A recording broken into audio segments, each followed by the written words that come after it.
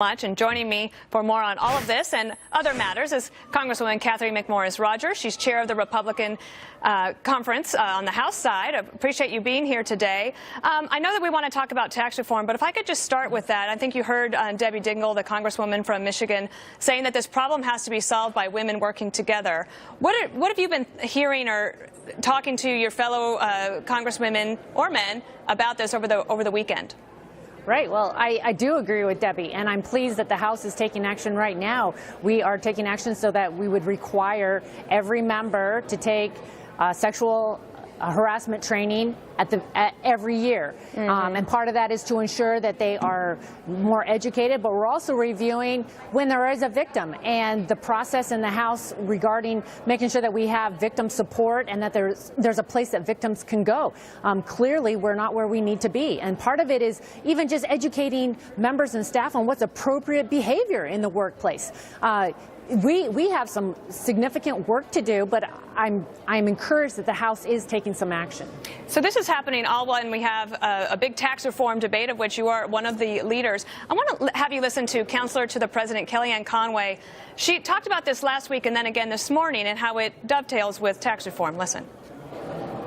The president and others in the Republican Party have made clear that if the allegations are true, this man should step aside. I tried to make this an issue over a year ago on October 9, 2016, when I talked about maybe when I was younger and prettier, folks on Capitol Hill behaving in such a way that that we should take a look at it fresh. I'm so glad the women on the left, particularly on Capitol Hill, are now coming forward and want to have hearings and are swearing under oath. Doug Jones in Alabama, folks, don't be fooled. He'll be a vote against tax cuts. He's weak on borders.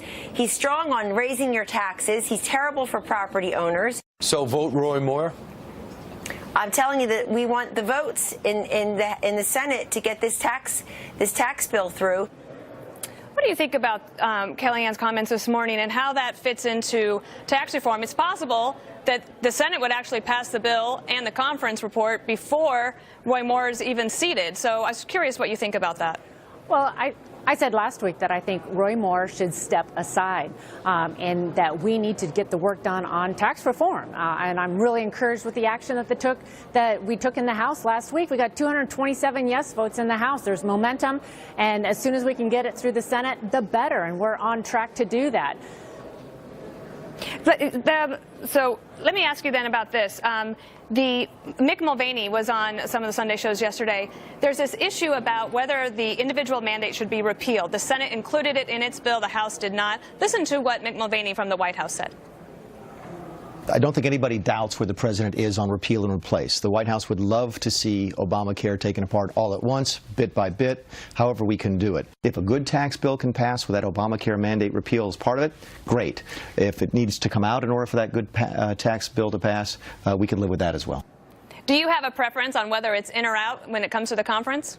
Well, I'm curious if the Senate can get the votes. Yes, they passed it out of committee, but the Senate needs to prove that they have the votes to get it out of the Senate. And then we'll go to conference committee. If the Senate is able to get those votes, I believe that the House will look at this as an opportunity to get the repeal of the individual mandate. Yeah, I was curious. Do you think you'd lose any House votes over that issue? Well, I think the House has already taken action on the repeal of the individual mandate through the replace and repeal. We took that action this spring. Right. This is a top priority for the Republicans. We want a better health care future, and we want tax reform that's going to improve people's lives, you know, increase those take-home pays and create more jobs in America. So there are two very important priorities. The House is going to wait to see if the Senate can actually produce the votes. That's always the big question, right? If the Senate can match what the House is doing. A question for you, though, about a Democratic group. They are launching a 7-figure ad buy against House Republicans in many different districts, of which I know that you would probably care about. Their main issue is saying that the GOP changes only benefit the wealthy, and they're also hammering this issue about the bill leading to $25 billion in Medicare cuts. From a House conference standpoint, how are you going to push back against that? Well, it's simply not true that there's going to be any cuts to Medicare. That's simply not true. It's scare tactics by the left. This is tax reform. This is tax relief for individuals, families, for small businesses, for those corporations that have the highest corporate tax rate now in the world. We want to bring those jobs back to America. So this is tax relief that is geared at helping hardworking men and women all across this country, the low and middle income earners. The average family of four in America would get $1,200 in their pocket. It's a 75% tax cut for those average income earners. And so I really believe that these are tired remarks and points by the Democrats, and we're on the verge of getting this economy growing, getting people back to work. We've had stagnant wages, stagnant economy for way too long, and tax reform is needed for everyone. All right, Congresswoman Cathy McMorris Rodgers, I hope you have a great Thanksgiving. Thanks for being here. Happy Thanksgiving, Dana. Okay.